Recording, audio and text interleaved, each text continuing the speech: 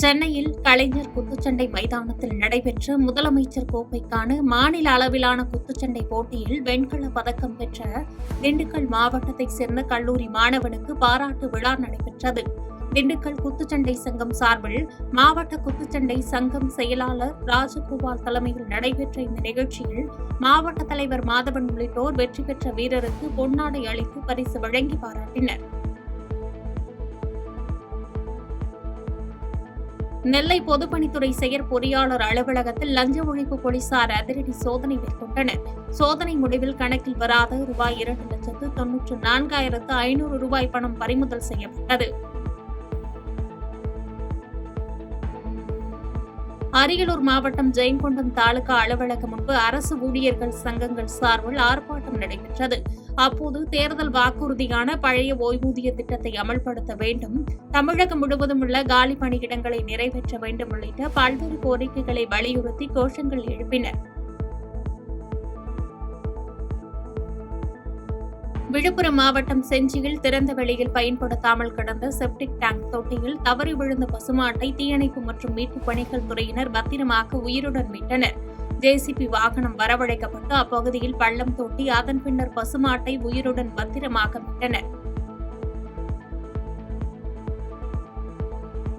திருப்பூரில் பேருந்து பயணிகளுக்கு துண்டு பிரசுரங்களை வழங்கி காவல்துறையினர் விழிப்புணர்வு ஏற்படுத்தினர். திருப்பூர் டாக்டர் கலைஞர் கருணாநிதி மத்திய பேருந்து நிலையத்தில் தெற்கு காவல்துறையின் சார்பில் பேருந்தில் பயணம் செய்யக்கூடிய பயணிகளுக்கு பாதுகாப்பான முறையில் பயணம் செய்ய வேண்டும் உள்ளிட்ட அறிவுரைகள் வழங்கினர்.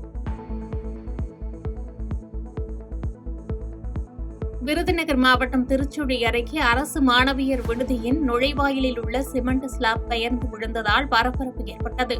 நல்வாய்ப்பாக விபத்தின் போது மாணவிகள் யாரும் அங்கு இல்லாததால் அசம்பாவிதம் தவிர்க்கப்பட்ட நிலையில் துணை ஆட்சியர் தலைமையிலான வருவாய்த்துறையினர் அரசு விடுதியில் ஆய்வு மேற்கொண்டனர். கன்னியாகுமரி மாவட்டம் நாகர்கோவிலில் பிரபல துணிக்கடையில் லிப்டில் சிக்கிக் கொண்ட குழந்தைகள் உள்ளிட்ட 7 பேரை தீயணைப்பு வீரர்கள் பத்திரமாக மீட்டனர். லிப்டை திறக்க முடியாததால் தீயணைப்பு வீரர்கள் கட்டர் மிஷின் மூலம் லிப்ட் கதவை அரை மணி நேரத்திற்கு மேலாக போராடி உடைத்து உள்ளே தவித்த 3 குழந்தைகள் மற்றும் பெண்கள் உள்ளிட்ட 7 பேரை பத்திரமாக மீட்டனர். புதுக்கோட்டையில் இன்று நடைபெற்ற ஆட்டுச்சந்தையில் 3000க்கும் மேற்பட்ட ஆடுகள் விற்பனைக்கு வந்ததால் வியாபாரிகள் போட்டி போட்டுக் கொண்டு ஆடுகளை வாங்கிச் சென்றனர்.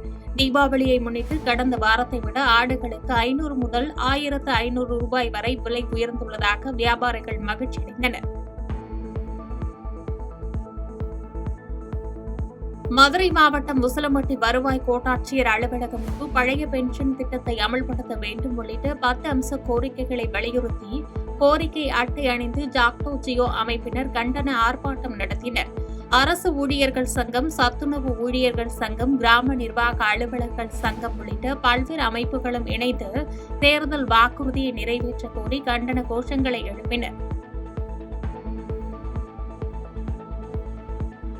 குமரி மாவட்டம் கோதையாறு அருகே மோதிரமலையில் கனமழை மற்றும் சூறைக்காற்றின் காரணமாக சாலையின் குறுக்கே மரம் ஒன்று முறிந்து விழுந்து குற்றியார் வழியாக மலை கிராமங்களுக்கு செல்லும் போக்குவரத்து துண்டிக்கப்பட்டுள்ளது. மின்கம்பி மீது மரம் விழுந்ததால் மின் இணைப்பும் துண்டிக்கப்பட்ட நிலையில் கோதையாற்றில் ஏற்பட்ட வெள்ளப்பெருக்கு காரணமாக குற்றியார் மோதிரமலையை இணைக்கும் வகையில் நடைபெற்று வந்த பாலம் அமைக்கும் பணி பாதிக்கப்பட்டுள்ளது. பிரசித்தி பெற்ற சபரிமலையில் ஐயப்பன் கருவறையில் பதிக்கப்பட்ட தங்க தகடுகள் 4 கிலோ மாயமான வழக்கில் சபரிமலை நன்கொடையாளரான உன்னிகிருஷ்ணன் போத்தியை 10 மணி நேர விசாரணைக்கு பின்பு சிறப்பு புலனாய்வு குழு கைது செய்துள்ளது. அவர் ராந்தி நீதிமன்றத்தில் ஆஜர்படுத்தப்பட்ட நிலையில் விசாரணைக்காக காவலில் எடுக்கலாம் என்று எதிர்பார்க்கப்படுகிறது. செய்திகளை உடனுக்குடன் தெரிந்து கொள்ள கீழ்கண்ட கேபிள் மற்றும் டிடிஎச் நெட்வொர்க்குகளில் எம்நாடு செய்தி தொலைக்காட்சியை காணுங்கள். பாதகம் செய்பவரை கண்டால் நாம் பயம் கொள்ளலாகாது பாப்பா. மோதி மிதித்துவிடு பாப்பா, அவர் முகத்தில் உமிழ்ந்துவிடு பாப்பா.